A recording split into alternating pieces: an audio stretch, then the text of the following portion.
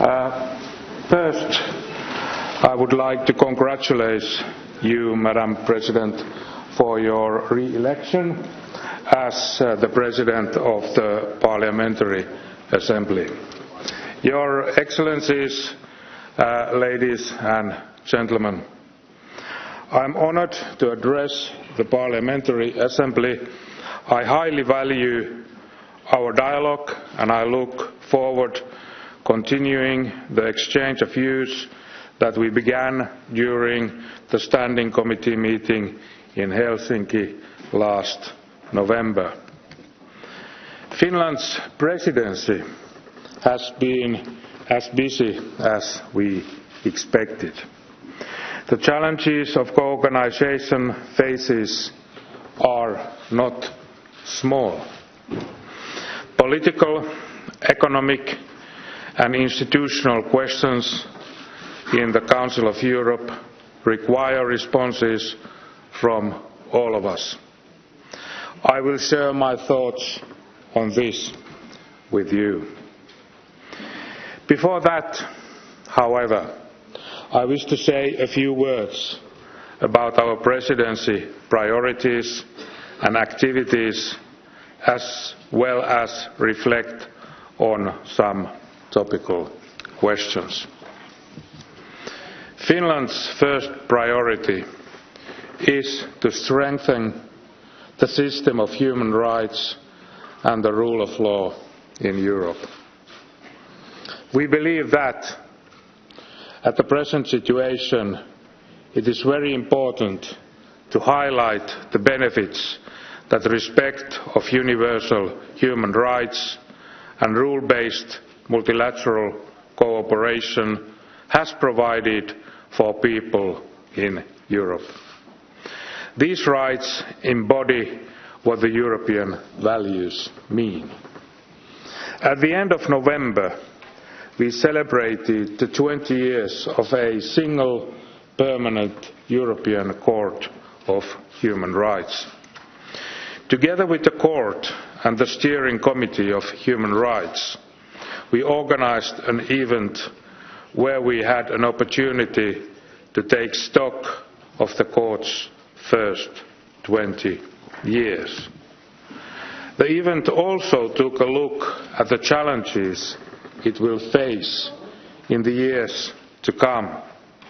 I wish to thank all the co-organisers, especially the Court, for this valuable event.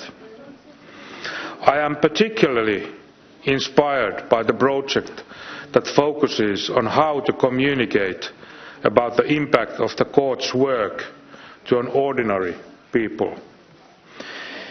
Institutions are not an everyday issue for most of the people. Therefore, it is very important to show ordinary people the results and the benefits of the work of these institutions. I would like to invite you all to take a look at the website presenting the Council of Europe's project called Impact of the European Convention on Human Rights. There you can learn about the experiences and the impact of the Court's decisions to the lives of individual people. That has been very enlightening to myself. Events under the priority still to be organised include a rule of law conference in Tampere, Finland on the 5th of February, and a high-level conference of artificial intelligence and human rights in Helsinki on 26th and 27th of February. Our second priority is equality and women's rights. This is Finland's long-term policy priority, both in the Council of Europe as well as in other fora. I would like to raise one issue that I feel strongly about. That is sexual violence against young girls and boys. We need to be aware that in this context, social media has provided a new risky tool to which we need to pay more attention. Later in the spring, we will also organise events, for example, on the rights of Roma women. Distinguished parliamentarians, our third priority is openness and inclusion, as well as a focus on young people and the prevention of radicalisation. A free and active civil society and respect for freedom of speech, assembly and association are key to democratic society. Right at the beginning of our presidency, the Committee of Ministers adopted a landmark recommendation on the need to strengthen the protection and promotion of civil society space. In a workshop organised immediately after the adoption of the recommendation, we were able to bring attention to the difficult situation of human rights defenders in the regions of the Council of Europe. The Office of the Commissioner for Human Rights continued on the same topic in the roundtable they organised in Helsinki in mid-December. Prevention of violent extremism and radicalisation leading to terrorism is still a very topical question. Terrorism is a threat that requires our joint response. We are committed to fighting against it. The Council of Europe has conducted important work to prevent terrorism. The recent attack in Strasbourg nearby the Christmas market was a shock to us all. I believe that more measures can be taken to prevent radicalisation and violent extremism. Focus on youth and prevention of marginalisation, as well as promoting the principle of non-discrimination, are among the most important tools. Schools have an important role to play. We need to listen to the youth. They have concrete ideas on how to prevent radicalisation. This is the reason why I have personally visited several schools. This topic is the theme also in the conference in Helsinki in April.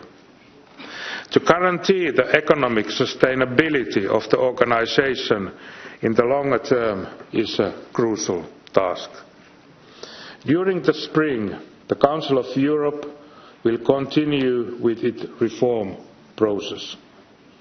This process affects the whole organisation and all of the institutions. Securing and even strengthening the key areas of the Council of Europe work, human rights, the rule of law and democracy should be our aim. Distinguished members of the Parliamentary Assembly, our continent continues to face crises and conflicts. As a chairman of the Committee of Ministers, I have expressed my concern on the events in the Azov Sea and the Kerch Strait. I call all the parties to avoid escalating the tensions.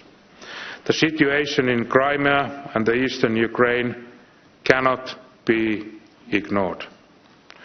I recall the Committee of Ministers' commitment to the independence, sovereignty and the territorial integrity of Ukraine within its internationally recognized borders. The basic principles of the European security, international law and respect for territorial integrity of all countries must be defended. We need effective, rule-based multilateral cooperation to prevent instability and conflicts. The Council of Europe is an important forum in this context. Furthermore, its mandate includes respect of human rights, democracy and the principle of the rule of law. This makes it possible to raise these issues with member states. If a country is a member to the organisation, other member states can hold it accountable on its commitments.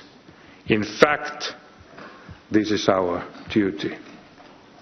The European Convention of Human Rights allows people to lodge applications to the European Court of Human Rights if they have been denied justice at home. Only member states of the Council of Europe are under jurisdiction of the court. Let me now turn to the question that touches us all. I refer to the situation of the Russian delegation not participating in our work in the Parliamentary Assembly and the non-payment of the membership fees. My staff and I have worked hard on this issue. We have tried to listen to all stakeholders in order to find a possible solution in the cooperation with others. One issue, however, is very clear. All member states must pay their membership fees. When it comes to the issue of participation of member states in the work of the institutions of the organisation, I believe that only constructive cooperation between the Committee of Ministers and the Parliamentary Assembly can bring answers and resolve deadlocks. I trust that if the two institutions work together, a solution will be found. What I propose is an enhanced dialogue between the Committee of Ministers and the Parliamentary Assembly to form a process resulting in a solution to the question. There are no easy solutions or shortcuts. We cannot find a way out of the impasse without willingness to compromise. All parties involved need to demonstrate flexibility and to take concrete steps. Finally, I would like to refer to the event marking the 20th anniversary of the office of the Council of Europe Commissioner for Human Rights. The event, which is organised together with the Office of the Commissioner, will take place immediately after this exchange of views. All the 4 commissioners that to date have held the office will be there to discuss the evolution of human rights in the past 2 decades and the current and emerging challenges. The event will be followed by a reception where we can continue these discussions. Distinguished members of the Parliamentary Assembly, I thank you very much for receiving me, and I look forward for the questions you will address to me. Thank you very much.